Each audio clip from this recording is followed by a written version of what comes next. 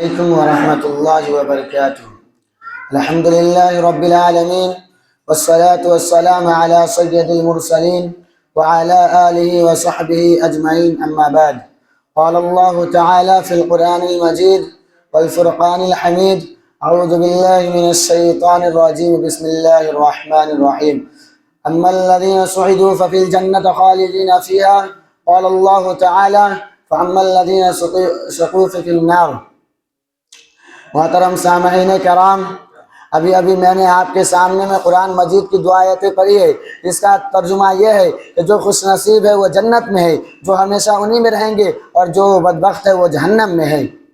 اس دنیا رنگ بو میں جب انسان آنکھیں کھولتا ہے تو دنیا اسے چاروں طرف سے گھیرنا شروع کر دیتی ہے.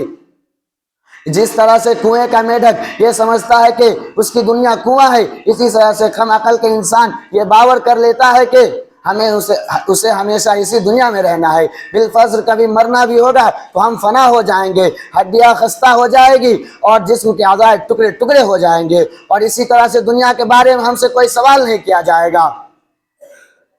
مگر جب انبیاء علیہ السلام دنیا میں تشریف لائے تو انہوں نے بتایا کہ تمہارا یہ تصور انتہائی غلط ہے. یہ دنیا امتحان گاہ ہے اور تم یہاں آزمانے کے لیے بھیجے گئے ہو. یہاں کی ہر حرکت اور ہر سکون کا تمہارا حساب ہوگا. اس دنیا میں رہنے والے انسان اچھے عمل کرے گا، صحیح راستوں پر چلے گا، حق و صدقات کے علمبردار رہیں گے، خالق کائنات کے احکام کے مطابق اپنی زندگی گزاریں گے، تو پھر مرنے کے بعد کامیابی ان کی قدم چومے گی.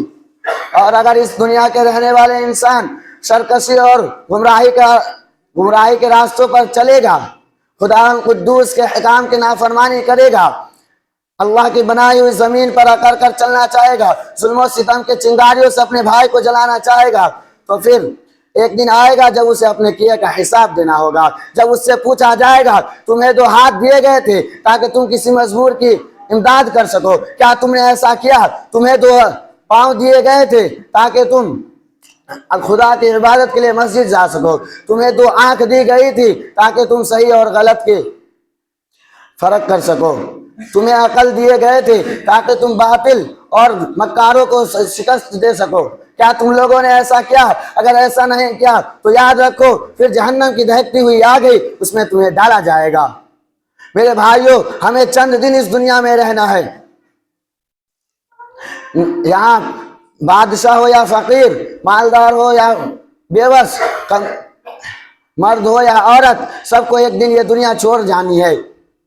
یہاں ساز و سامان، زمین و جائیداد، مکان و دکان کچھ ہمارے ساتھ نہیں جائے گا. یہ سب چھوڑ کر ہمیں ایک ایسی جگہ جانا ہے جہاں صرف ہمارے نیک اعمال کام آئیں گے. کچھ ایسے پیسے، چند پیسے جس کی وجہ سے ہم کسی غریب کی مدد کیے ہوں گے، کچھ رکعت نماز جو ہم خلوص نیت سے ادا کیے ہوں گے.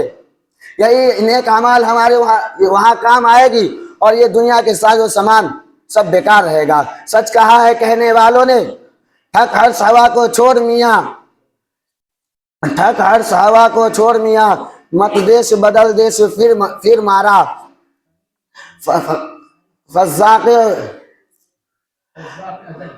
فضاق اجل کے لوٹے ہے دن رات کا نقارہ، سب ٹہ رہ جائے گا جب لے چلے گا بنجارہ.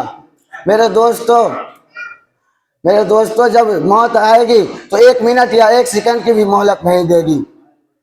میرے دوستو، اس وقت کے آنے سے پہلے ہی ہمیں انتظام کرنا چاہیے، ایک ایسی جگہ کا انتظام کرنا چاہیے جہاں ہمیشہ سکون اور راحت ہے. وہ جگہ جنت ہے جو مرنے کے بعد آخرت میں ملے گی، اس کو آخرت میں ملے گی جو آخر میں آئے گی.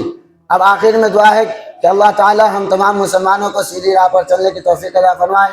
آمین. وآخر دعوانا الحمدللہ رب العالمین. السلام علیکم ورحمۃ اللہ وبرکاتہ.